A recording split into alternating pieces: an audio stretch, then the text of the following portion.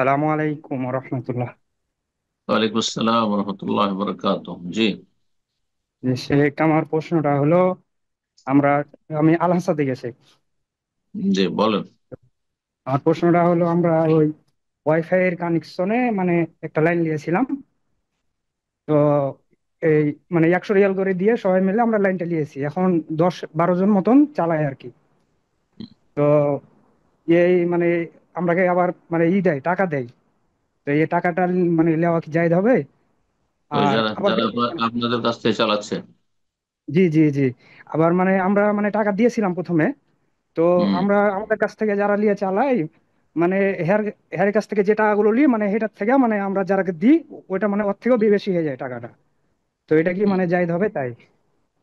জায়েজ মানে আছে। আমরা কি কোনো লাগে না, আমরা কি কিছুই লাগে না, সে আমরা অথচ চালাই। লাগুক না লাগুক, আপনি আপনি ওটা নিয়ে নিয়েছেন আর তারপরে তখন ও চালাচ্ছে। এর আপনাদেরকে বলে চালাচ্ছে। কিন্তু আপনি জি নিয়ে নেওয়ার পরে যদি আপনার পাসওয়ার্ড চুরি করে, হ্যাঁ, যদি চালায়, হ্যাক করে চালায়, তো এটা জায়েজ নেই না জানি। এখানে সরকারের কোনো খেয়ানত করছেন না। আপনি একটা লাইন নিয়েছেন, সেই লাইনটা একজন ব্যবহার না করে 10 জন ব্যবহার করেছেন। হ্যাঁ, যদি করতে পারেন, কোনো অসুবিধা নেই। আর যারা আপনার সাথে ব্যবহার করছে তাদেরকে বলছেন, তোমরা যখন ব্যবহার করছো আমার ওয়াইফাইটা, তোমরা কিছু কিছু পয়সা দাও। সেই ক্ষেত্রে কম হয়ে যাচ্ছে বেশি হয়ে যাচ্ছে সেটা আপনার আছে।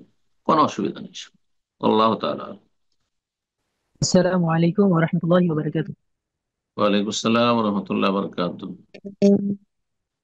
আমার এক বন্ধু একটা পারিবারিক কোথা থেকে? সমস্যা আছে এই জন্য মুর্শিদাবাদ থেকে। মুর্শিদাবাদ থেকে। তো আপনার কথা কেটে কেটে আছে। জি। আপনার কাছে-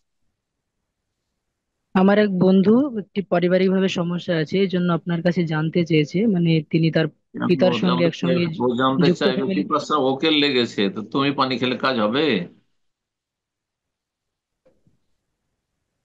ও যে- ও জি, যখন বুঝতে পারলাম না। ও তোমাকে পিপাসা লাগেনি, পিপাসা ওকে লেগেছে, অর্থাৎ সমস্যা তার। তো তুমি কেন জানবে?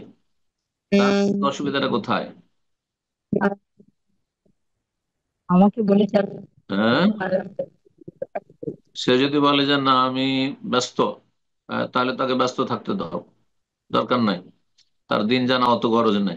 সে যদি বলে যে না আমি ঘুমিয়ে যাব, অথবা আমি যোগাযোগ করবো না, তুমি একটু জেনে দিও। তো ইসলাম এত সস্তা নয়, আমি অত সস্তা করতে চাই না ইসলাম। জি। একটু কষ্ট করে ইসলাম শিখতে হবে। হ্যাঁ, তাহলে ওর মূল্যায়ন করবে, নাহলে আমার কথা বা ইসলাম শেখার কোনো মূল্য নেই তার কাছে। বোঝা গেছে? আর যদি সেই ব্যক্তি নিরুপায় হয়, হ্যাঁ, জাহেল হয়, সে যোগাযোগ করতে পারছে না, জুমে আসতে পারছে না, সেজন্য বলছে আমাকে একটু হেল্প করে দিও, জুমে এসে তুমি জিজ্ঞাসা করে দিও, তাহলে ওকে, তাহলে ঠিক আছে। দাদা বোঝা গেছে? কিন্তু তার কাছে সময় নেই, অথবা সে ধার ধারে না, সে আলেমের সাথে যোগাযোগ করবে না, সে আমাদের দর্শে আসবে না।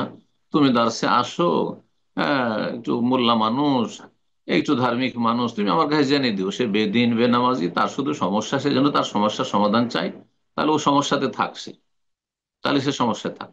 আমার কথা কিন্তু খুব সোজা। জি। বোঝা গেছে?